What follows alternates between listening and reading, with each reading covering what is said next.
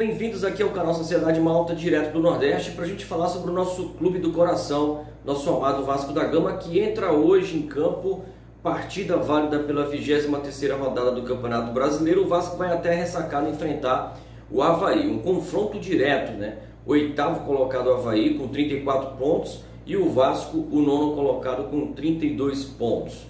A partida será transmitida pelo Premier Futebol Clube e também pelo Sport TV, jogo que começa às 20 horas. E quero te convidar a vir para cá para o YouTube.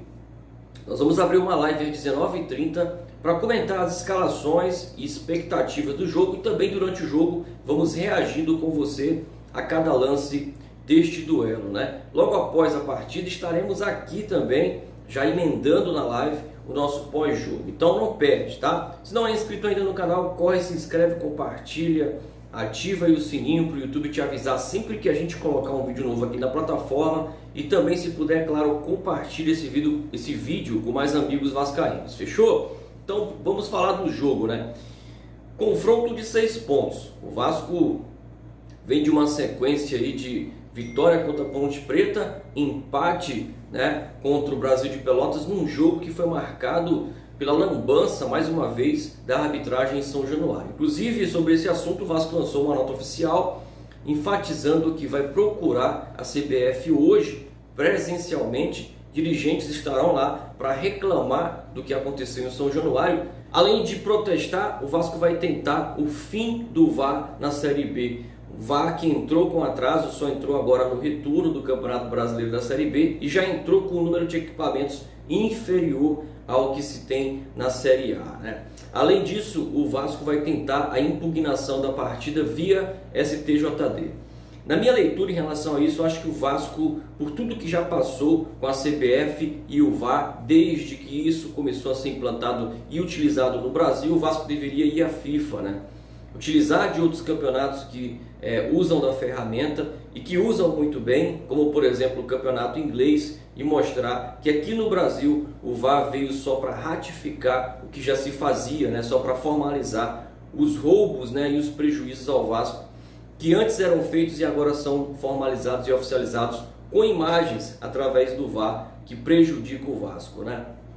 Bom, o Vasco que entra em campo hoje deve ser o mesmo que entrou contra a Ponte Preta e contra o Brasil de Pelotas, mas pode aí ter algumas alterações, e se essas alterações acontecerem, são em dois setores do campo, né? No meio campo, o Caio Lopes pode dar espaço ao Rômulo, e lá na frente o Gabriel Peck pode ceder espaço ao Morato, né? Vasco deve ser escalado com Vanderlei no gol, Léo Matos pela direita, Zeca pela esquerda, Castanho e Miranda na zaga, no meio Andrei, Marquinhos, Gabriel, Caio Lopes ou Rômulo, e lá na frente Léo Jabá e Cano confirmados. Cano, que não marca gols há 9 jogos, já está novamente, chegou à marca de 9 jogos sem marcar pelo Vasco, e tenta quebrar esse jejum nesse jogo que vai ser difícil contra o Avaí, né? Peck pode sair para a entrada do Morato. Acho que essas duas alterações, se o Lisca fizer, vai errar, porque o Rômulo é lento, Caio Lopes ajuda um pouco mais na mobilização do meio campo, se apresentando ao ataque e também recompondo com mais velocidade.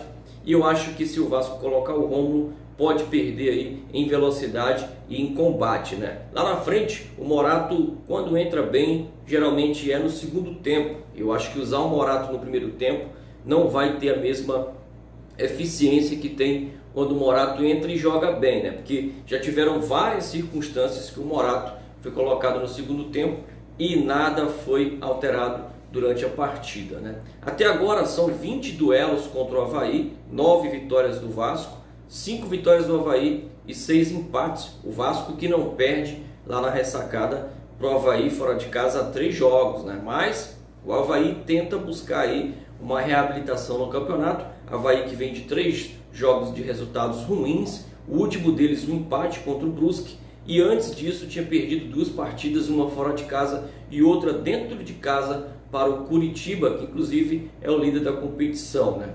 O Avaí vem com alguns desfalques, como por exemplo o Valdívia, ex-Vasco.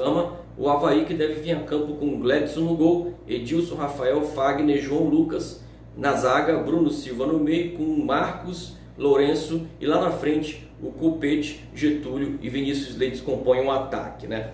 É um duelo, um confronto de 6 pontos e espero que o Vasco possa se sair bem nesse jogo, apesar de que ultimamente a gente não tem, uma certeza que a gente não tem é que o Vasco possa vencer, né? Se antes, como por exemplo lá em 2011, onde o Avaí cruzou o caminho do Vasco, a gente tinha certeza de que o Vasco teria um resultado positivo, hoje a gente já fica com os 2 pés atrás do que esse time pode apresentar em campo, né?